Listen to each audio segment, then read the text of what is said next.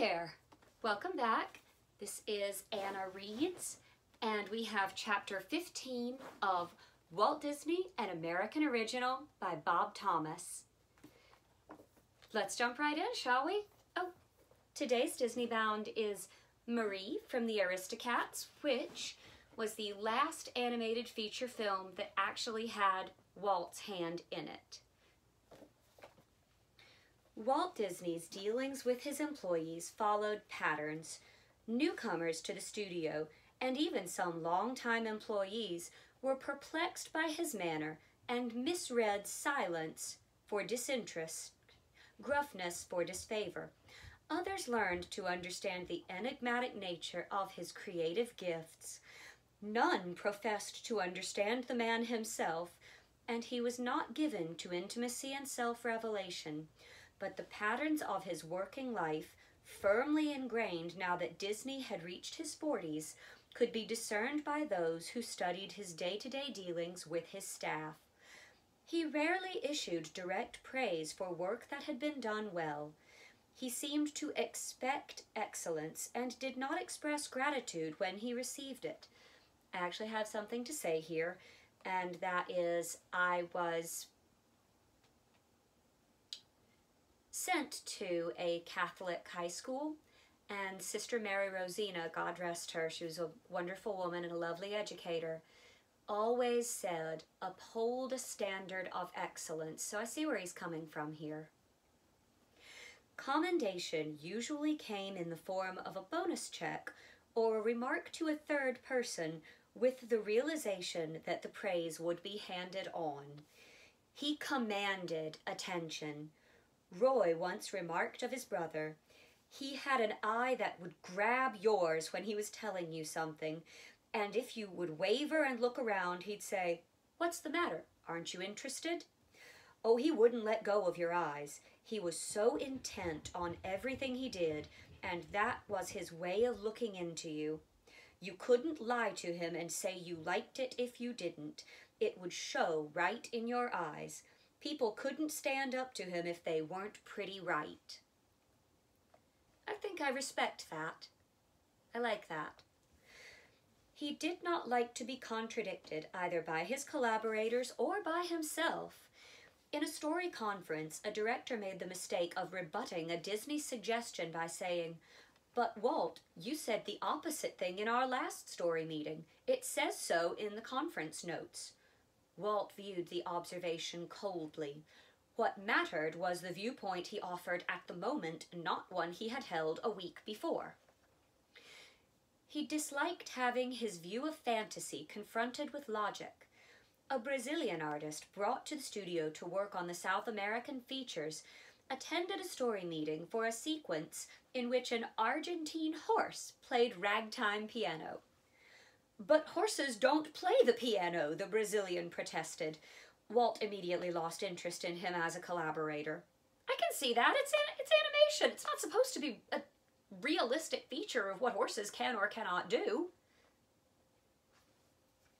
This is a vuvuzela. He could apply his own particular logic to win a point. In a story session for a jungle scene, dialogue was suggested for all the beasts, including a giraffe. Walt halted the discussion by declaring, "Giraffes don't talk. They have no vocal cords." I'll grant him his anatomical mistake there. He couldn't know everything. They actually make kind of a sheep noise. It's terrifying. The giraffe remained mute while the other animals spoke. He listened to all ideas, but in the end he alone made the decision. When he suggested a switch in a Pinocchio sequence that Bill Cottrell had written, Cottrell said, "I like my way better." "Yes, but let's do it my way," Walt replied. But if we don't try it my way, we'll never know whether or not it would have worked," Cottrell suggested. "No, we won't," Walt said with finality. While he disliked opposition to his ideas, he would not tolerate yes-men. That was misunderstood by some of his underlings, including a director who was asked in a sweatbox session what he thought of an animation sequence. "I don't know. Walt isn't here," he replied. Walt had no respect for men who uncritically assented to his suggestions. He himself realized that not all of them had value. He could ascend in a flight of fancy to such heights that both he and his listeners realized that his ideas wouldn't work. The matter would not be mentioned again. Some of Walt's creative people enjoyed a lively relationship with him. One of those was Bill Peet, who made important story contributions to the cartoon features. Walt once paid him a rare compliment. "If I were you, Bill, I wouldn't be working for me." Because of his respect for Pete, Walt tolerated Pete's heated arguments over story matters. Walt also endured the temperamental outbursts of Milt Kahl, whose talent as an animator was exceeded by no one's.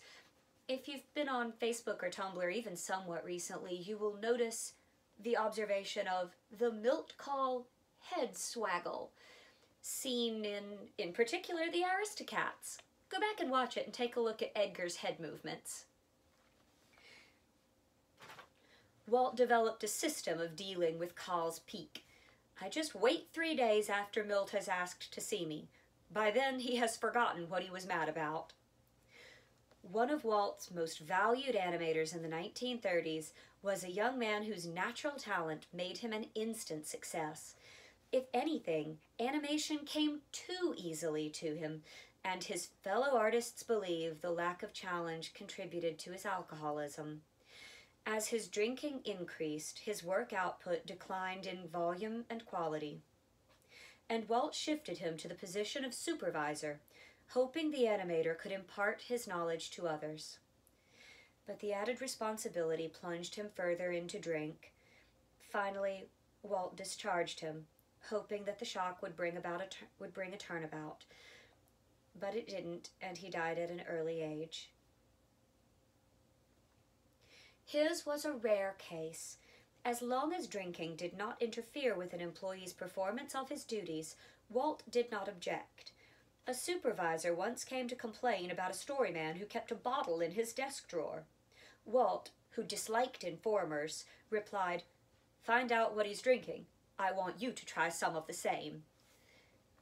You know, that has the same smack to it as Lincoln finding out Grant was drinking and saying, "Get each of my generals a hogshead of it." Disney artists cherished a tale about a storyman we shall call Al, a brilliant, inventive fellow who sometimes drank his lunch at a nearby restaurant. One day he returned to the studio and crawled behind a stack of storyboards leaning against his office wall. He quickly fell into a blissful, silent sleep. An hour later, he awoke groggily in his confined quarters. Terror struck his heart as he heard the unmistakable cough of Walt Disney. The storyboard session was going on, and Walt was making comments as a storyman described the action. "All right, let's see the next one," Walt remarked, and a storyboard was removed from the stack. Another cough by Walt made Al's throat start to tickle, and he clapped a hand over his mouth. The storyman raced through the presentation, removing one board after another. Finally, he was reaching the end of the sequence, and only one board remained. Al concluded that exposure was inevitable. It never came. In his muddled state, he had failed to realize that the final storyboard would remain in place. The story of Al's near disaster circulated through the studio and finally reached Walt. "We ought to have a place at the studio where guys can sleep it off," he commented. He was also tolerant when an animator was arrested on a homosexual charge. "Let's give him a chance. We all make mistakes," Walt said. The animator continued at the studio for years afterward. All right, that was about as much as he could publicly say without condoning homosexuality, which, as I'm sure you are aware, was illegal at the time. The guy was arrested for it. As I understand it, Walt didn't care who or what you did what with. A group of storymen once discovered that by sticking a pushpin in a lump of clay, and balancing a ruler on the pinpoint, they could make the ruler spin indefinitely, like a propeller. It became the office toy, and they improved the device by counterbalancing chunks of art gum on the ruler.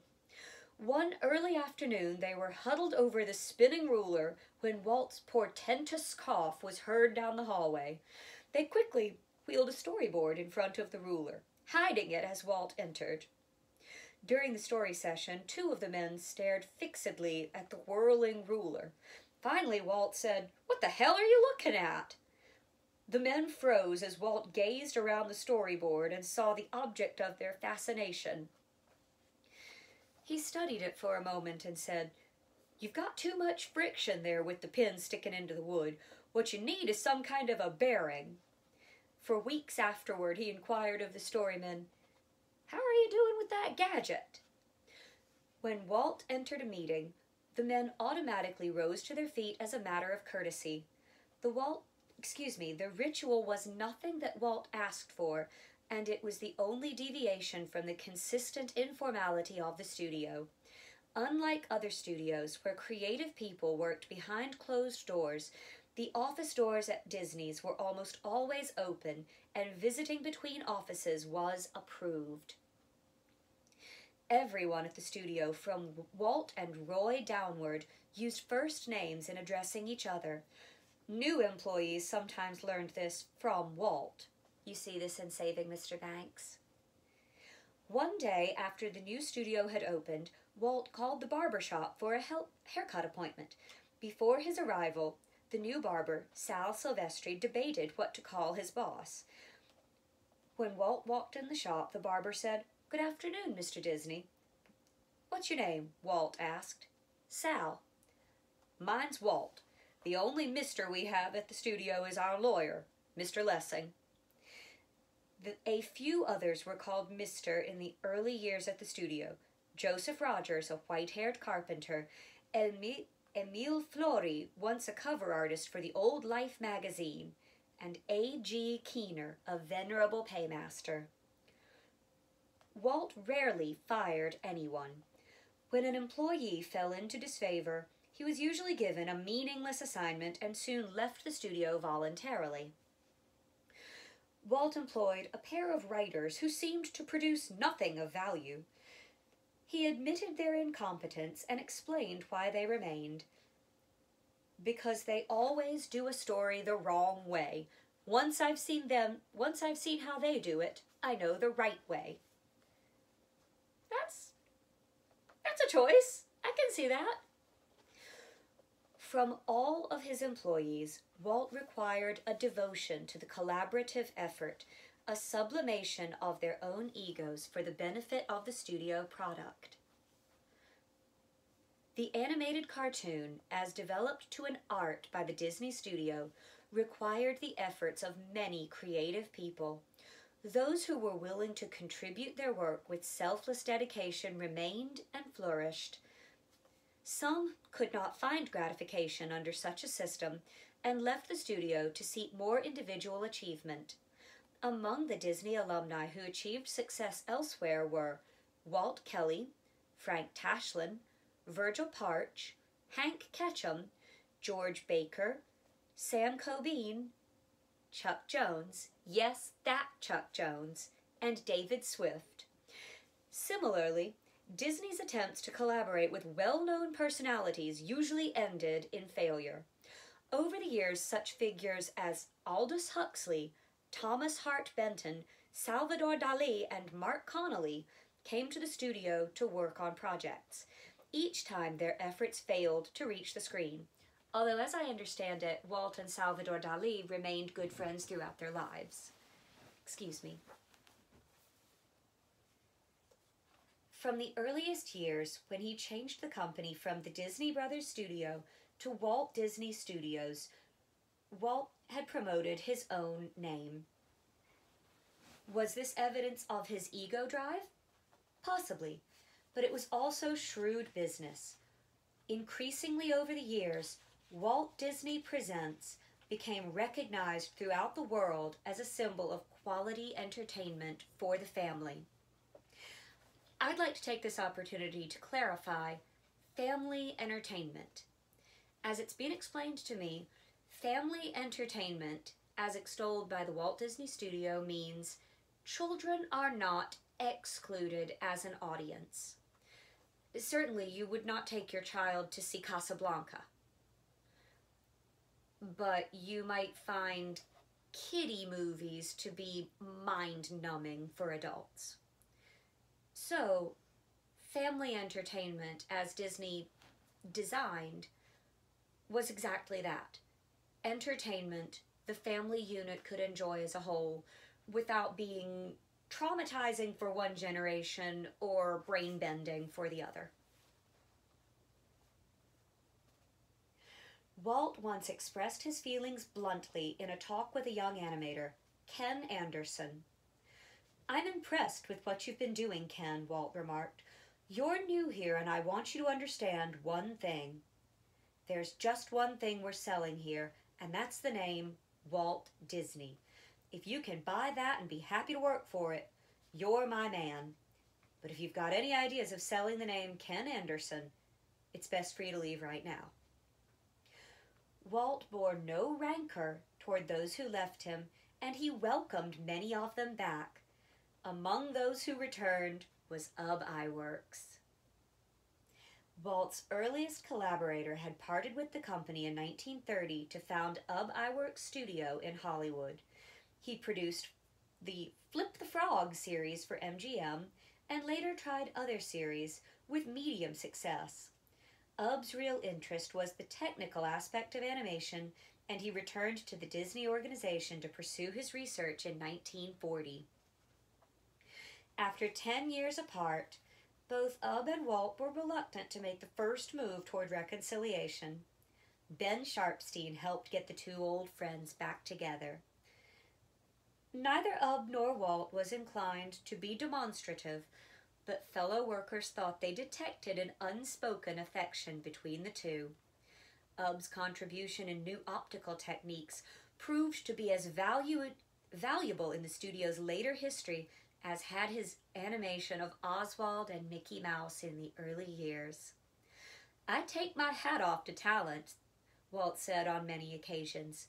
He sometimes grumbled to his animators, "I'd like to have a machine to replace USOBs," but they never took him seriously. I had a history teacher who was the same way. If he didn't grump at you, he didn't like you. They realized that he was just as dependent on them for the creative impetus to the Disney product as they were on him for guidance and inspiration.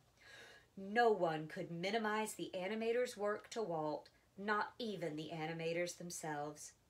As a part of the Disney Art School curriculum, Alexander Woolcott, Woolcott? Yes, Alexander Woolcott, Frank Lloyd Wright, and other noted figures addressed the evening classes. One of the young animators commented to Walt, "We're lucky to be able to hear people like them." "Listen," Walt replied, "they're lucky too. They can learn as much from you guys as you can from them." I've always felt learning was a two-way street. While Walt was sometimes stern with his employees, he could also be compassionate, usually in a subtle way.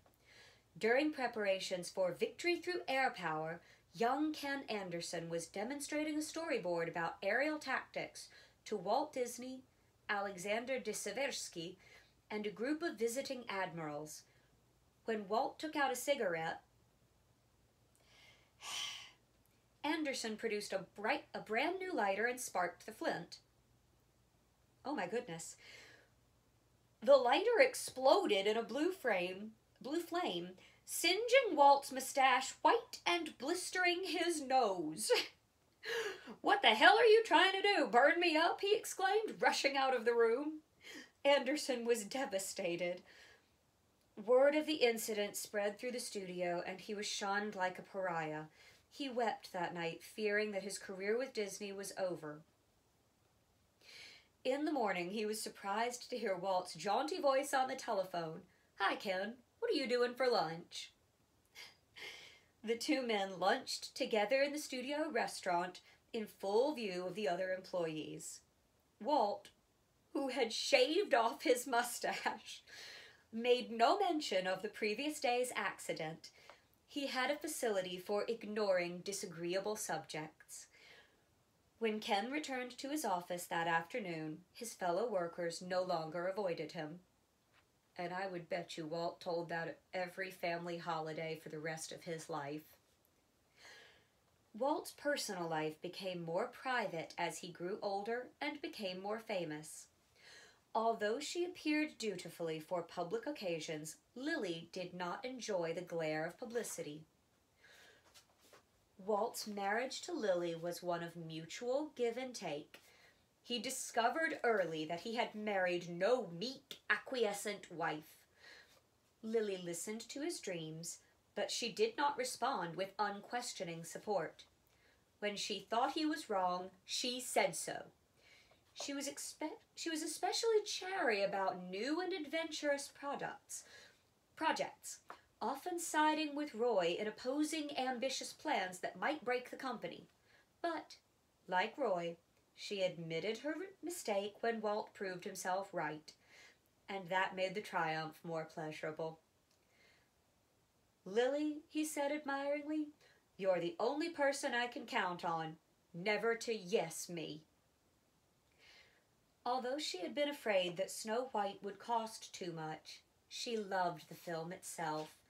She also enjoyed Fantasia and Bambi, cared less for Pinocchio. She didn't like Donald Duck at all, especially his voice. I think my mom shares that.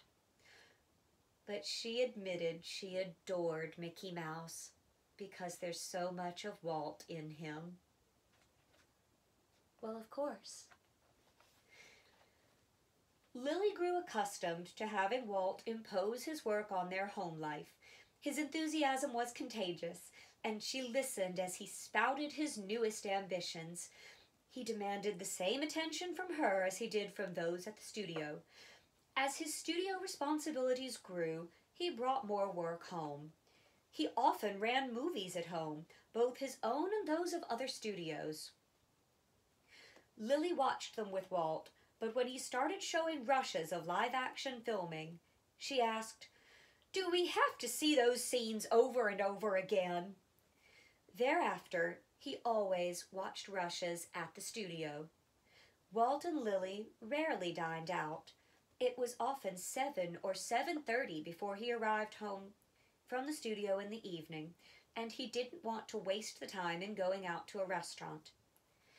In those days, going to a restaurant was as much of a production as going to the theater or anything else where you would present yourself before you left the house. Also, things closed much earlier in those days. His taste in clothes continued the dapper inclination of his youth. He liked to wear sport jackets of bold colors and designs, with sweaters of gray or blue underneath. He also had a passion for hats. I love hats. Tyroleans, fedoras, Panamas, the jauntier the better. Bing Crosby also had a thing about hats. He bought several at a time, and he always wore his hat at an angle he considered rakish. Lily thought the angle made him look cocky.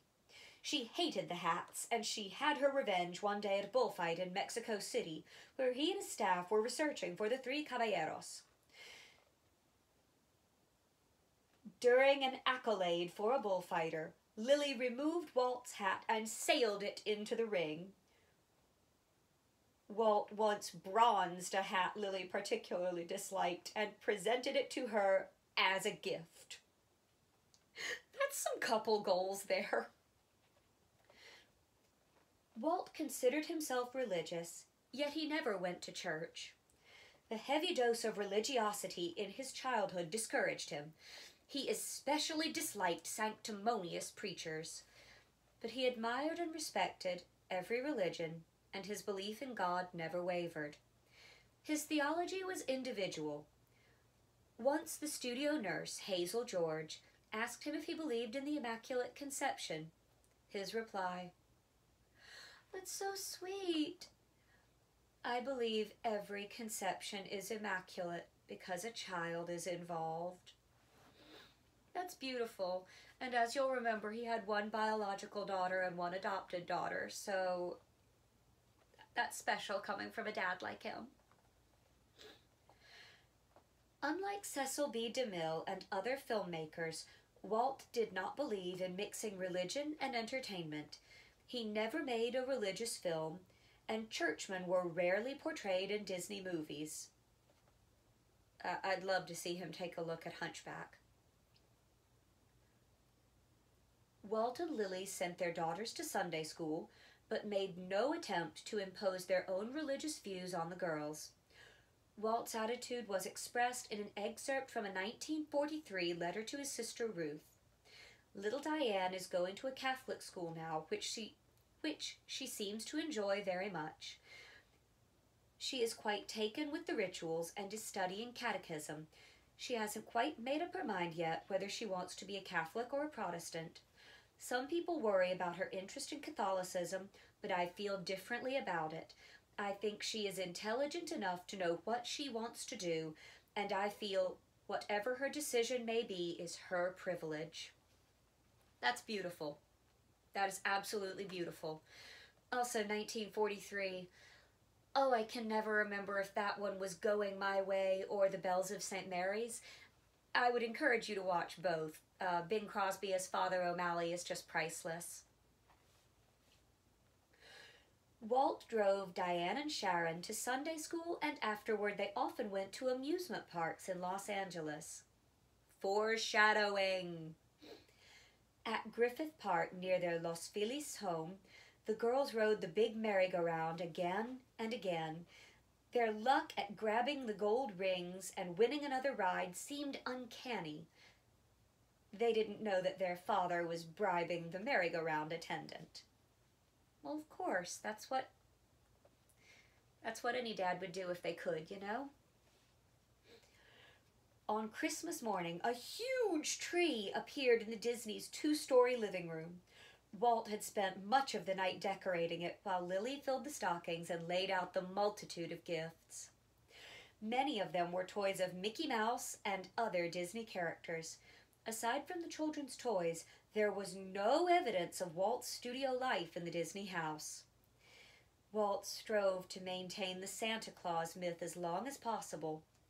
One Christmas morning, when Diane was 8, she awoke to find a beautiful playhouse on the backyard lawn. It looked like a fairy tale house out of a Disney cartoon, with tiny leaded glass windows and a mushroom chimney. It had running water and a fully equipped kitchen, even a telephone. If you go on, I can't remember if it's Netflix or Disney Plus, and watch Walt, the Man Behind the Mouse, it has beautiful, beautiful home footage of the girls discovering the playhouse. It's so pretty. While Diane was admiring the house, the telephone rang. A jolly voice announced himself as Santa Claus. Diane suspected later that he was their rotund butler, and asked how she liked the place. "I love it, Santa," she said. Later, she was telling a neighbor boy how Santa Claus had brought her lovely playhouse. "Santa Claus," the boy said. "There were men from your dad's studio putting that house up all day." She refused to believe him. I'd love to give that boy a... Well, I'm sure he'd already grown up. Little squirt. While Walt did not overindulge his daughters, he delighted in finding them gifts. Hazel George chided him for giving them too much. "You're depriving Diane and Sharon by making life too easy for them," said the studio nurse. "There will be no challenges for them if you give them everything." Walt thought about it and replied, "Girls are different." I'm actually reasonably sure my dad thought the same thing. He lived surrounded by women. Besides Lily and the 2 daughters, and the cook, there was often a female relative living with the Disneys. Walt complained wryly that even the family pets were female. My dad had the same problem. but his grumbling seemed half-hearted. He appreciated femininity, and he liked to play the role of father. He spent long hours in the swimming pool teaching Diane and Sharon to swim, though he himself was not a practiced swimmer. By the time each girl was 3, he had taught them to ride horseback, and the family rode together during vacations in Palm Springs. The Disney temper sometimes flared at home, as it did at the studio, and his wife and daughters learned to be wary of it. The outbursts quickly subsided, and he sometimes felt remorse afterward. More often, he simply resumed normal relations, his flash of temper having cleared the air. Diane inherited the same temper and sometimes clashed with her father. Sharon, 3 years younger, grew up as Daddy's girl. As an adopted daughter myself, I can say, yeah. During the 1930s and 1940s, the memory of the Lindbergh kidnapping haunted many famous parents, and Walt took steps to protect his daughters. He allowed no photographs of Diane and Sharon to be published, and he took them to no public events where photographers might be present. The window screens on the Los Feliz house were reinforced. The girls were so shielded from publicity that they scarcely knew of their father's fame during the early years. Walt was 6 when a school friend asked her, "Is your father really Walt Disney?" I love this story. This is one of my favorites. That night, as he was reading the newspaper in his favorite chair and ottoman, she said to him with a degree of resentment, "You never told me you were Walt Disney." Walt and Lillian Disney would not allow others to supervise the upbringing of their children, as was the custom with famous Hollywood parents. Walt drove his daughters to dancing lessons and birthday parties. Each weekday morning, he made a wide circuit, delivering Diane to Marlborough School in the Wilshire district, and then taking Sharon to Westlake School in Westwood, before going on to the studio in Burbank. Diane and Sharon often accompanied their father to the studio on Sundays. The big empty place became another playground for them, and they ran around the baseball diamond outside the restaurant and learned to ride bicycles on the parking lot. They also accompanied Walt as he prowled through the offices looking at work his artists had done. As the girls got older, Walt taught them to drive a car in the studio parking lot. He could be a stern father. He would not tolerate rudeness in children, and a flippant or discourteous remark brought swift discipline. When Sharon was 7, her father once chastised her, and she ran upstairs to her room, inveighing against "that mean old man, that mean daddy." Walt followed her and administered a spanking. At the dinner table one night, Diane made an impudent remark and received a slap on the face. Walt brooded about it the next day at the studio. Hazel George, an expert at reading Walt's moods, asked him what was the matter. "If you must know, I slapped Diane last night," he admitted. "She must have done something bad," the nurse said. "Damn right she did. She stood there giving me that dirty Disney look."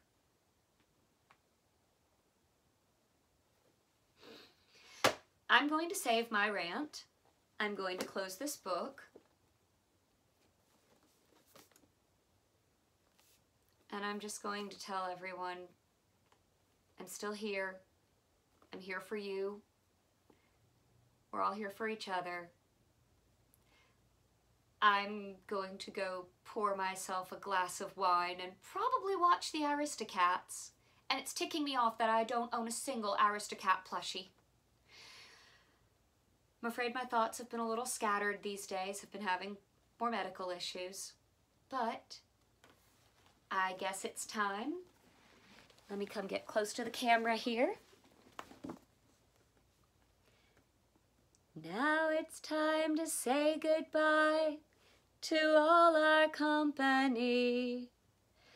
M-I-C, see you real soon. K-E-Y. Why? Because we like you. MOUSE. Stay safe, everybody.